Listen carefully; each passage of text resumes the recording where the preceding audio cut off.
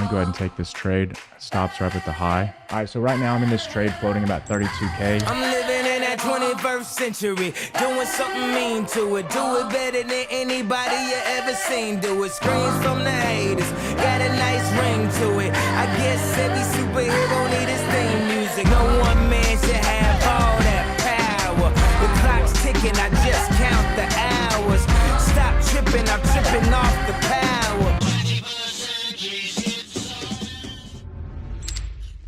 All right, cool. So we had this big leg down this morning. We're now trading right into the edge of this value. And typically what I want to see around this area is a nice rejection to the downside, because if sellers are still in control, which they may or may not be, we've had this nice move up, saw buyers step in. Now we want to kind of see where the largest positions were if they're going to be defended. Because if sellers are still in control, once the market reaches up into these areas, you're going to see the sellers defend and try to absorb these buyers. So we want to see if that's happening. Now, a tool I like to look at past just regular candles is Bookmap. Now, what you can see in Bookmap, these heat maps you see are just areas where there's a lot of limit orders. And then you're going to see the aggressive buyers stepping in. The goal is what we want to see to simplify this, because I know a lot of people can get really overwhelmed, is you want to see a lot of aggressive buying, a lot of these big green bubbles, and price stalling. Because if a lot of people are aggressively buying at a key level, you want sellers to defend, but you see the market stalling, we can use our best judgment to say that, cool, passive sellers are going to be trying to absorb these buyers. The way I look at it is, in this high volume node, we know that there is a tremendous amount of trading and traders positioned in this volume profile. Now, if the market moves to the edge of that, then they're going to try to defend that area because they want to defend their positions. So if we start to see the market move to this edge and we see a lot of aggressive buying, which aggressive means at the market, like market buying, and you see a lot of retail traders trying to buy this move, and then we see passive sellers, which are the institutions, professional traders, fading that move, then we can look to frame an opportunity around that. The high here is going to be at 693. I like to get my position set up to see if I'm going to be able to have a good trade in terms of risk to reward. Kind of see where I'm at in terms of risk.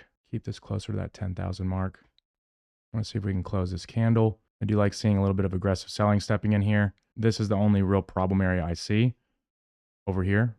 So these buyers are going to defend their position. That's where it's going to be. The more that you see aggressive buying at areas where you want to sell is better if you get a reaction, right? It's kind of inverse to what most people think. Most people just want to trade with the market, but you kind of want to fade what retail traders are doing. Another thing to pay attention to as well is notice how there's a lot of limits stacking up above price and not as many below it. Typically, that means that some large market participant is trying to absorb these traders. They're trying to create a wall to sell to all of these buyers to hopefully absorb that momentum and send price downwards. Yeah, I like what we're getting here. I'm going to go ahead and take this trade. Stops right up at the high. I'll leave an open TP. I would be watching for scaling out as long as we move down this area, down into these areas. If we have the profile marked out, we can kind of see that there is a little bit of lower volume and some issues here. I would say this is where I'd really want to be out fully if we got to that area. So typically at this point, I'm just letting the trade do its thing, sitting right around break even. Not really much has changed.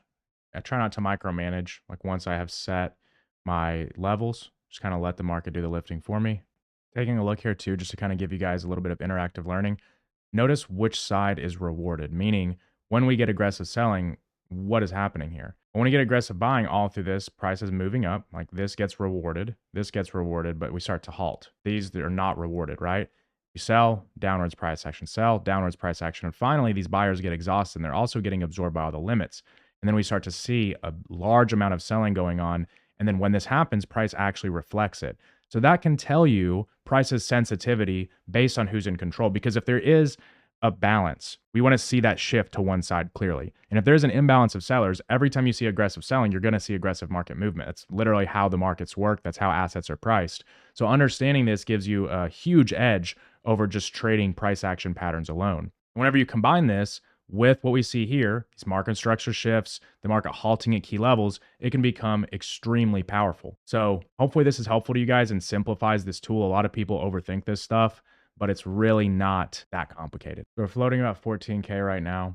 What I like to do in these situations is start to look at how I can decrease risk or B, how I can start to scale out. But I do think it's important to pay attention to what the market's giving you. Don't just scale out because you see big numbers, right? You have to be able to weather the storm if you want to see even bigger numbers. What I see here too is, where did this imbalance start, right? Right around this 657 area. And then we saw a lot more sellers step in at this 621 area. So what I like to do then, see if I can find any areas in price that kind of reflect this as well, and see if there are any opportunities to bring up risk. So again, remember those levels we had around the average of 656 and 621. But typically I like to give myself a little bit of space. And if you notice right here, 656 is right near our entry. So at this time, I would just be moving my stops to entry. I don't want to be aggressive here and get out of the trade too early. Yes, it is a lot of floating profits, and maybe I close it if we get more reason to, but I don't want to just close the trade based on seeing a big number. That is not how you should operate. You'll never be able to make big numbers like that. And you have to get used to stomaching sometimes things retracing a bit, sometimes things not going your way for the entire trade. It's nice to see these explosive moves like we got, but what's more important is how you manage them. So now we're floating about 25K on this trade. I'm going to go ahead and move my stops up to this level right here. Now we are kind of getting into that area where I don't really want to see the market move too much more in the opposite direction, because we have kind of hit one of our first problem areas, which was that low of the day. If we're going to see an aggressive move, we want to see this continue to be squeezed. So at these points, I'm kind of just letting the market do its thing. I've got my stops moved up. I'll even leave this because if we do get some kind of really big move or momentum, I'll watch very closely for an exit here, but just kind of giving it some room in case we do get another big flush. So as we can see here, the market's starting to pause a little bit. There's some buyers stepping in. Again, we want to make sure that we're protecting our positions. We've got our stops up at this 530 level right here. I'm about to go ahead and move them down to the 500 area just to be really aggressive here. So I'm going to put them at 5015. All right, so right now I'm in this trade floating about 32K. This is a really good day for me. I'm just transparently, I did lose a little bit of money before this. So I'm only up 24K on the day, as you can see over here. But I do want to be transparent. There is loss and risk in trading, but I've got my stops moved up. I might get exited out of this. If we do, we end the day up a little over $20,000. And I can give like a little walkthrough of how I do it. Essentially what I'm looking for is I'm just watching where in the market the smart money, so to speak, or the institutions are at play. And I use a tool called Bookmap to do that. So if you look right here, essentially you can see where a lot of people are trying to sell and a lot of people are trying to buy. Typically what you want to do is actually the opposite of what most people do. And you want to see where a lot of people on the retail side, meaning traders kind of like me or people that aren't working on Wall Street, you want to see what they're doing. And a lot of times they might be buying a lot, but if the market's not reflecting that, it's not making big moves, that means that some larger market participant is selling to them. So you want to see opportunities like that happen at areas where typical, most people would want to buy.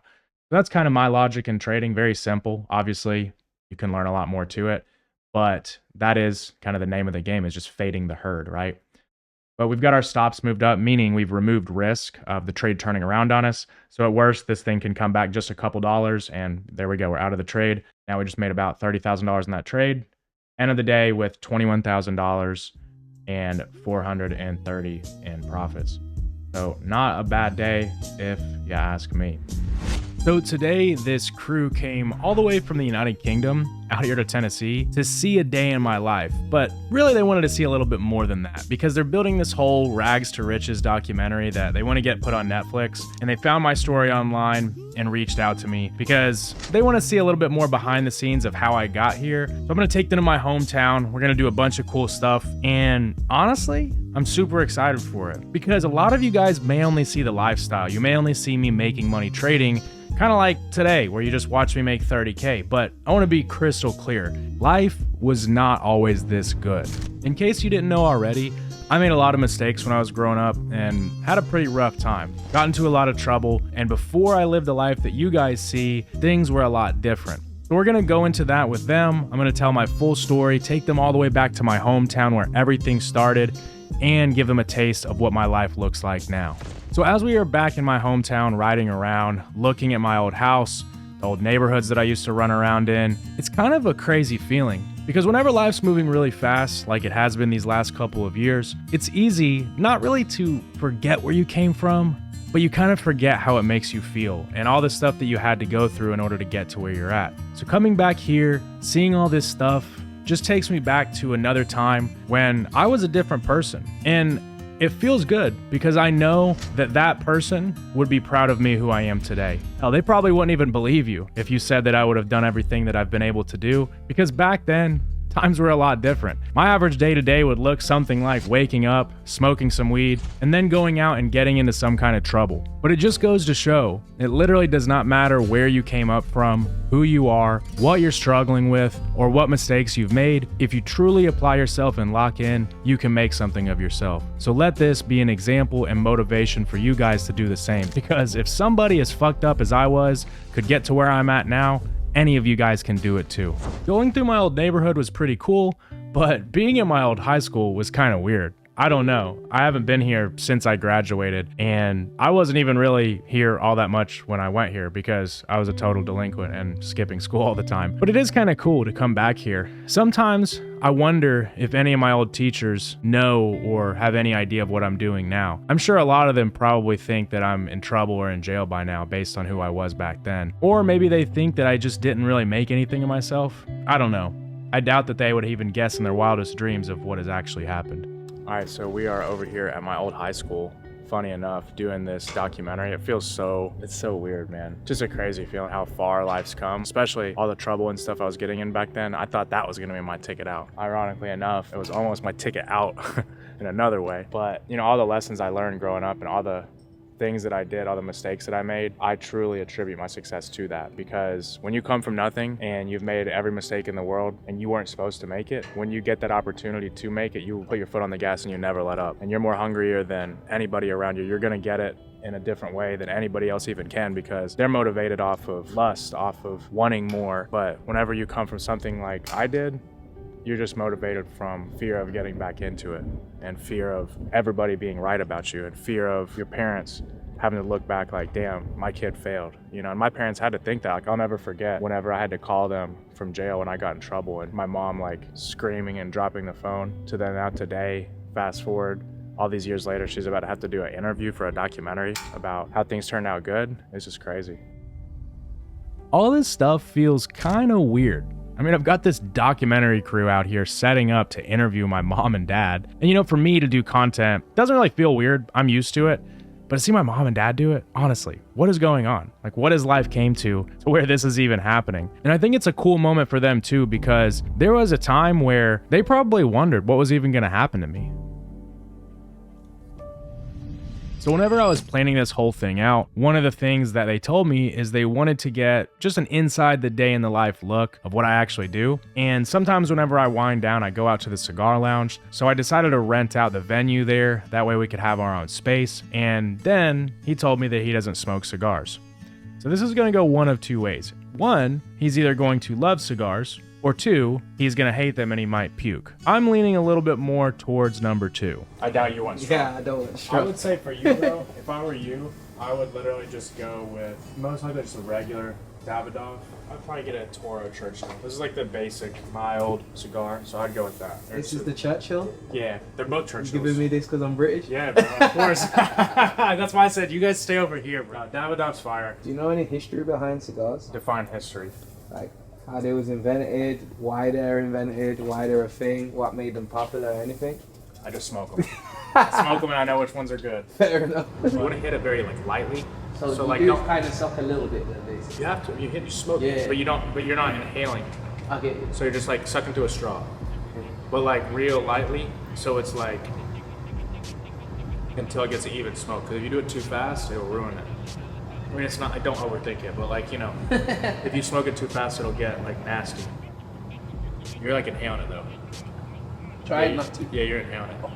You ever? So like, imagine if you imagine. It's hard not to. It's going straight up my nose. Because you're breathing. No. You gotta hit it like a. No tissue. I wouldn't spit in there. Yeah, I need different tissue. Just spit. There's a trash can too. Mission abort. Mission abort. It goes straight up my nose. Because you're if you want to think of it like. It's going straight up my nose. Did you ever like smoke? Did you ever do like smoke tricks when you were a kid? No, I never. Is that like that's an American thing? Is it out? We're all delinquents. Is it gone out? No, you can keep puffing. Hey, it's first cigar. It's not too bad. Okay. So now you're good. Just smoke it now. So like, Let's do the same thing, but not like, just like hit it. Better, there you go. There we go.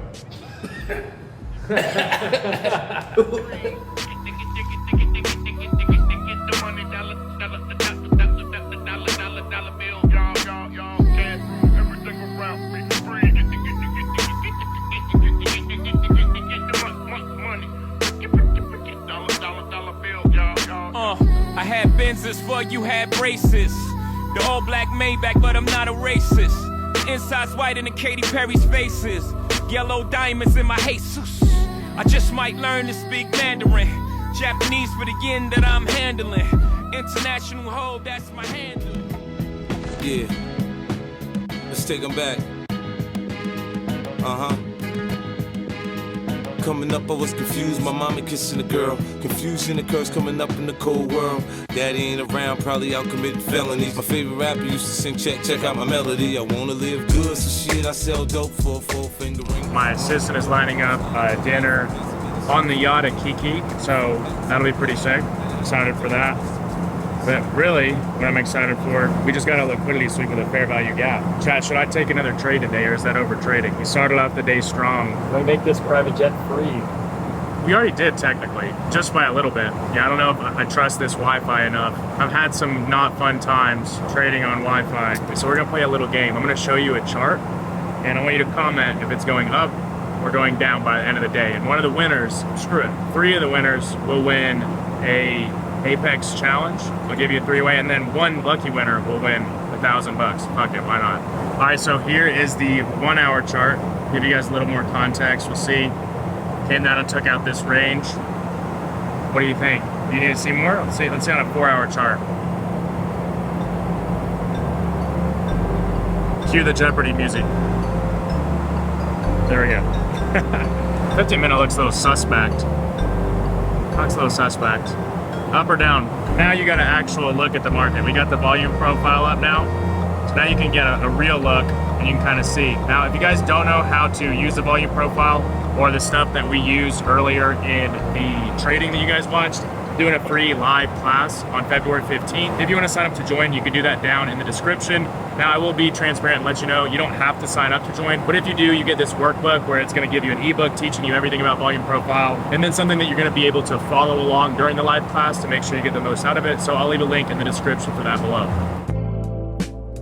Show me how you care.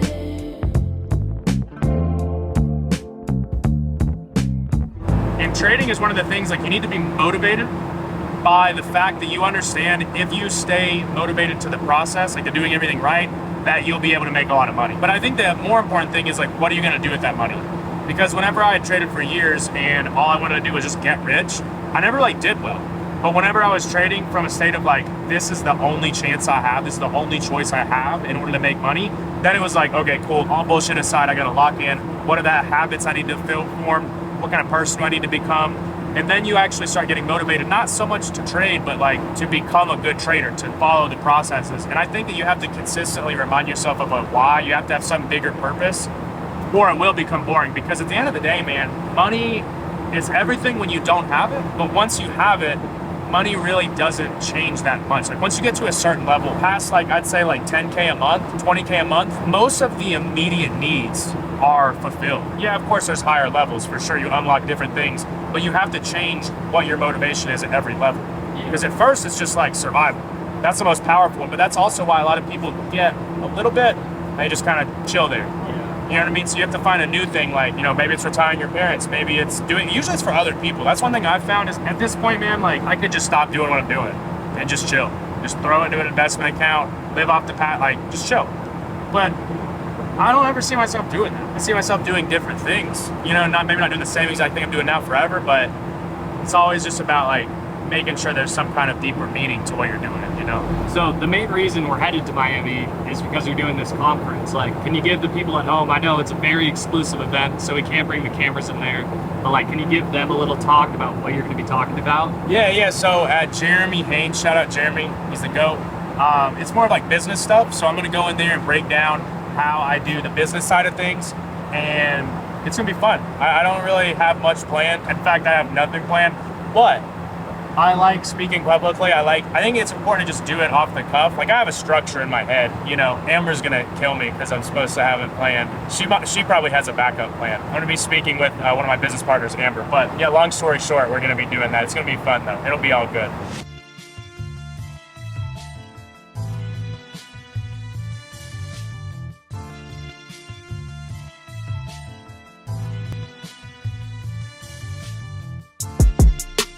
Diplomatic immunity, fuck 'em. All that peace and that unity, all that weak shit'll ruin me, fuck 'em. Yeah. Cause niggas started talking to me like I'm slowing down. Opinions over statistics, of course. Gassed off journalistic, come at me and all you'll get is the ballistic report. Booked a private room at Wally's, way to twist in the court. I got multicolored rings like the Olympics, of course. At award shows, cutting through the tension, of course. Girls hugging me, then asking me what scent that is, boy. I be walking around the 6 like I invented it, boy. So after the private jet and making all this money trading earlier and coming to this villa, usually these things don't really matter. Because after you've had the cars and the watches and the lifestyle for a long time, it kind of just feels normal. But after going back to my hometown and really putting myself in my shoes of when I was younger and remembering what that was like, it definitely hits a little different. Because I know that younger version of myself, if you would have told him that this was what was in store for him, I wouldn't have even believed you. But one lesson still holds true. Because now that I have all these things that I used to want, it's more about the love of the game and the chase and the next target that keeps me going. And I tell you that I loved you if I did.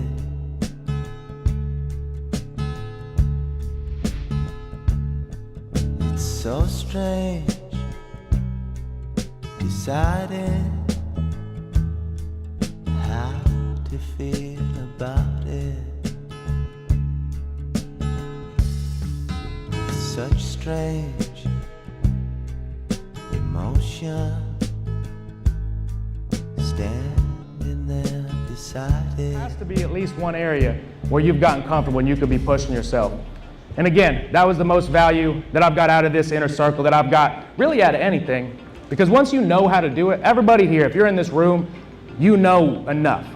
Right? You know enough to get to the point where you're at. It's just a matter of shifting your mind and leveling up and taking risks. That's really all it is. And you gotta say f it and figure out. Sure, you might lose, you might fail, but I damn sure guarantee you're gonna do a lot better living that way than just staying complacent.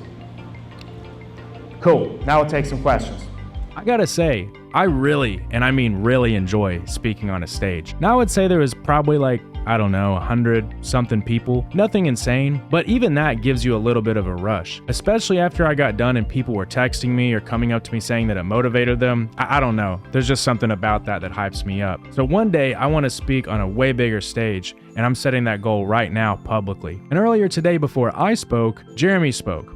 And he was talking about these cycles that nearly everybody goes through and what happens to people when they get stuck. You see, most people have these nice periods of expansion where they do really well, and then they get all this newfound responsibility. And with that newfound responsibility, they stop taking risks. Now, maybe this is your family, maybe it's some kind of job, maybe it's new money you've made that you feel like you need to invest. Whatever it is, you have to make sure that you are consistently putting your back against the wall, or as Jeremy likes to say, putting your balls on the table and forcing yourself to go into that state of mind, which is similar to when you're broke. And I know this firsthand because the only reason I was even able to come up is because I hit rock bottom. The only reason that I ever even changed from the person I was then to who I am now was not because of motivation. It was because I was running from something that I was afraid of. You have to understand this, and you have to recreate the situation no matter how successful you get.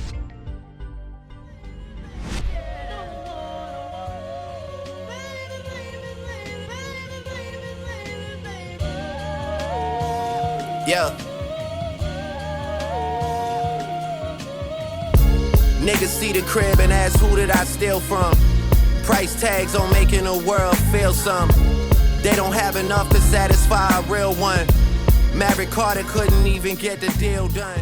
So we got everybody together for this last night while we're here, and we're gonna have dinner on the boat, and it's pretty cool. As I'm making this video, which is my favorite video that I've made in a while, I don't know if this will go viral or not, probably won't, but I've had fun making it because I personally have not met many people who made as many mistakes as I did as I was growing up. But yet, here I am, living a life that once I only dreamed of. So I want you guys to realize no matter what you're going through, no matter who you are, no matter where you're from, no matter what you've messed up, that you too can do exactly what you see me do.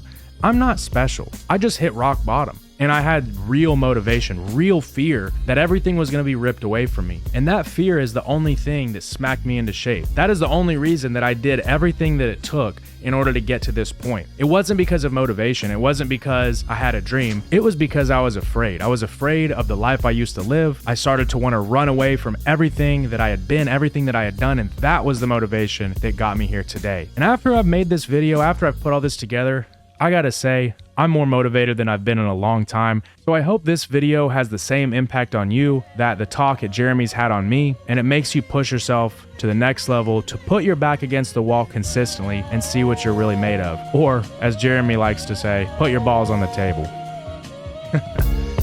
Niggas want a classic, that's just 10 of these.